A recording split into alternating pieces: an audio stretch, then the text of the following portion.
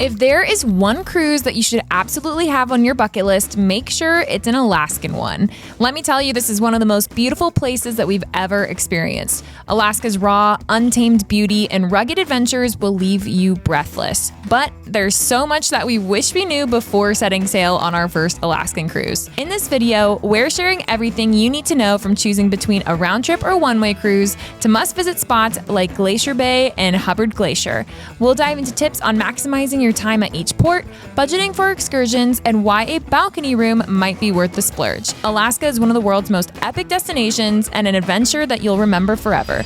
Oh, that's fire, bro. So stick around, because whether it's packing essentials or hidden gems beyond the ports, we've got you covered to make this the trip of a lifetime. If you're new here, we're Giselle and Steven, and we've spent over 100 nights on cruise ships around the world and visited over 42 different countries, and we're sharing unique travel experiences and bucket list destinations here every month. With that, let's jump into all things we wish we knew before setting sail on an Alaskan cruise.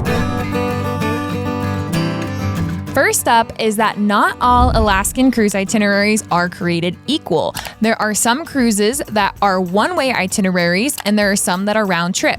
For example, we did a one-way itinerary where we started in Vancouver, British Columbia, and we sailed from there to Seward, Alaska, and we got off there. So that took a little bit more planning because we were doing 2 flights out of different airports.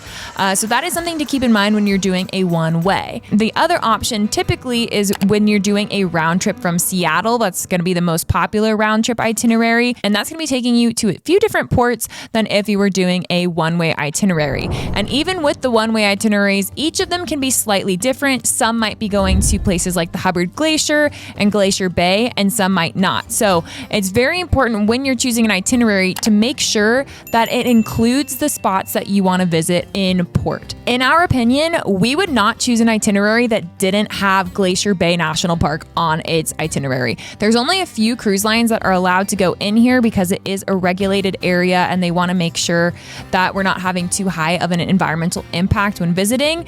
So if you have the luxury to choose an itinerary with Glacier Bay on it, 100% do it. That was the highlight of the cruise for us. And on top of that, if your itinerary also includes Hubbard Glacier, that is one spot that we absolutely love too. So if you can find one with both of those on your itinerary, regardless of what cruise line you're cruising on, we would definitely recommend doing that. The next tip is we want you to look at how long you are at the port every single day on the cruise that you are choosing. This is super important because a lot of the larger ships end up not staying in port as long as some of the smaller ships. For instance, if you arrive into port at 7 a.m., but because you're a large ship, you have to leave around 1 or 2 p.m. compared to some of the smaller ships can get there at 7 a.m. and they don't leave until 4 or 5 p.m. You want to make sure that you look at these things because at a few of the ports, you don't arrive directly in the city. You have to take a bus or a transit, 1 hour one way to get into the city, and then 1 hour to get from the city back out to the port.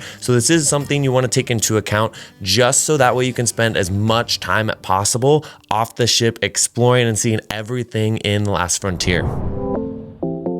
Next up is budget. So when it comes to Alaskan cruises, they are a bucket list kind of trip, and so they are priced accordingly. Typically for a full week, which is about a 7-day itinerary, you're going to be looking at a price range between $2,000 and $5,000 per person, depending on what stateroom category that you're getting. For example, if you are doing a balcony room, expect that to be more in the $3,000 range. If you're doing a indoor room with a porthole, it's going to be a lot cheaper. So you can make it a lot more affordable by choosing indoor smaller rooms. However, if you want more of the view experience from the balcony, then be prepared to pay more for that. Now, when it comes to seasonality for choosing your timeline of your Alaskan cruise, April to October is typically when they run in the season. We did ours during the last week of August going into the first week of September, and we had beautiful weather.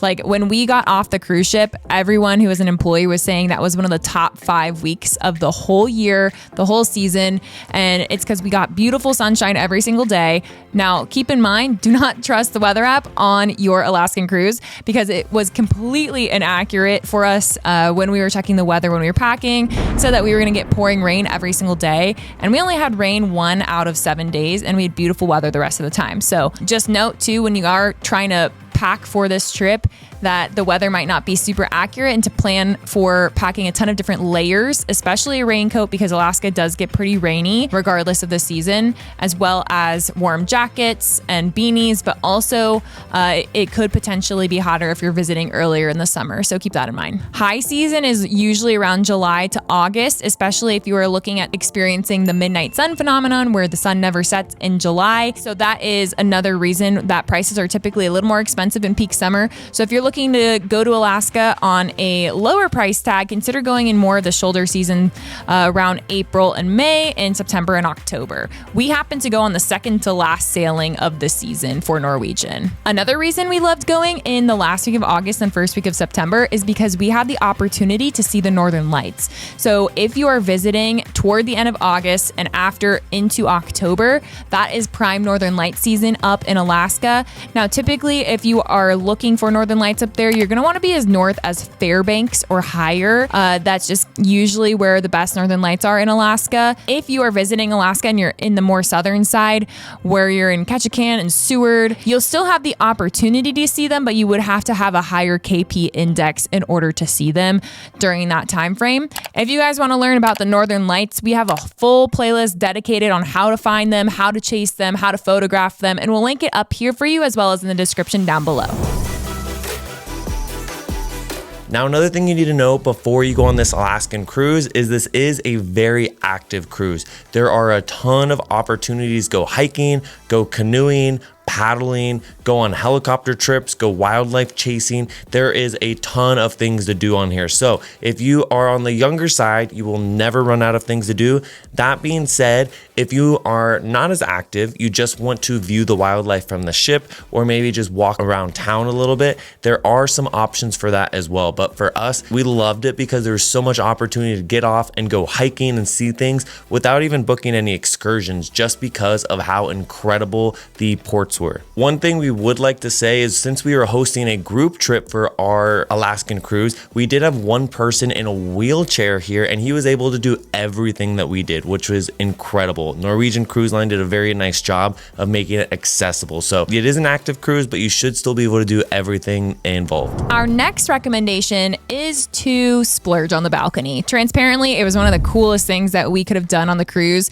Now, when you are doing all of the sightseeing and you're cruising through Glacier Bay or Hubbard Glacier or any of the scenic cruising, it is super easy if you do have an indoor cabin to go up on the upper decks and get beautiful views. We had a ton of people with us. We hosted this as a group trip that did the indoor cabin options, and they still were able to experience it 100%. However, there are more crowds when you're doing the scenic cruising because everyone is going to be out on the deck. So if you want a little bit more privacy and you want to enjoy the sights from your own personal stateroom balcony, it is totally worth it. We had some really nice moments just drinking our hot chocolate on our balcony, overlooking all the glaciers, seeing all the wildlife go by.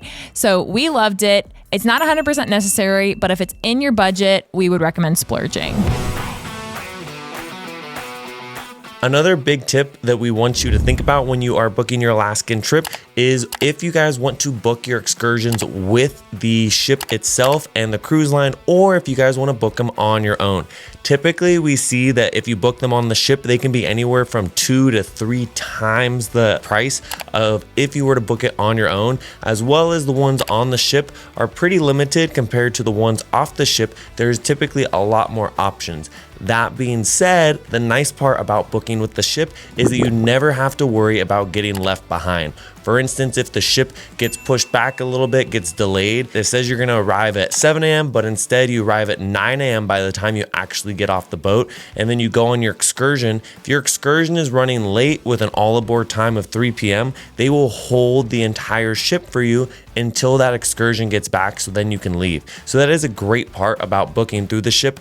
That being said, if you have some common sense, you understand travel time, and you plan ahead, we definitely think booking something on Get Your Guide for a lot of the different ports would be incredible. We actually put a QR code right here. This is our Alaska Adventure recommendation. So you can scan this. It has a bunch of different things that you can do outside of the ports of some of our favorite excursions. They were incredible. So, and this is one thing I do want you to think about as well. when you're booking the trip, you can splurge on a balcony room, or would you rather stay in a portside room and splurge more on the activities at the actual port? If you have the budget to do both, incredible. But like we said, Alaska is expensive. So we would pick one or the other, just so that way you can make sure that you're doing this on a budget. The next thing I want you to think about when you're planning your trip is to really think about getting outside of the port. Of course, when you arrive into the town, Skagway is cool to explore. Juneau's a cool city to walk around and go look at some of the shops, but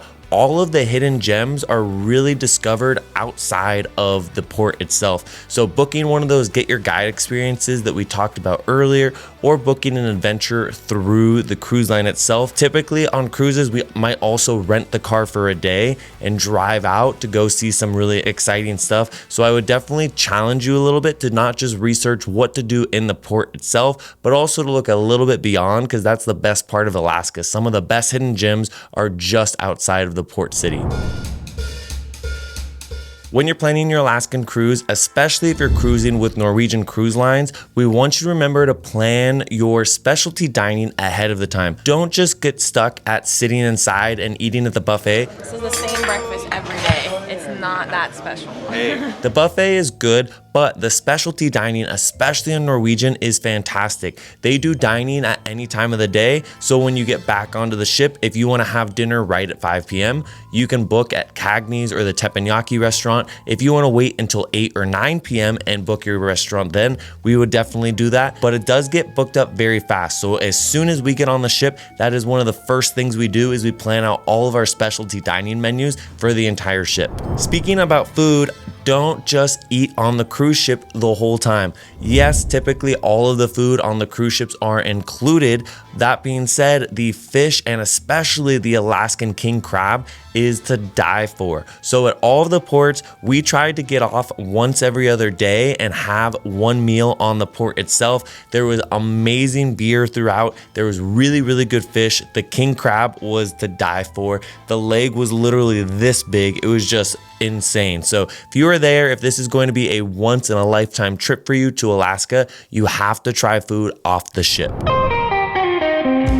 Now, those are all the things that you need to know before you go. Now let's talk about a few things that when we went, we wish we would have packed inside of our suitcase. We've traveled to over 42 countries now, all over the world. It's been incredible, but some of these things we actually forgot on our Alaskan cruise, and we don't want that to be you. So first thing you might not think about bringing, but you should when you go to Alaska, is your passport. This is important because a lot of the cruises will actually start in Canada, or they might enter Canada for one of the days. So make sure to research your specific cruise line ahead of time. With Norwegian Cruise Line, we definitely had to bring our passport just because our cruise went into Canada. So research that ahead of time, understand if you need to bring your passport or not. The next thing I wish we would have brought is bringing rain pants, rain boots, and a rain jacket. We did bring one rain jacket, but Alaska is one of the rainiest places in all of the US, especially because the first part of your trip, when you were going through the Inside Passage, you were in the biggest rainforest in North America.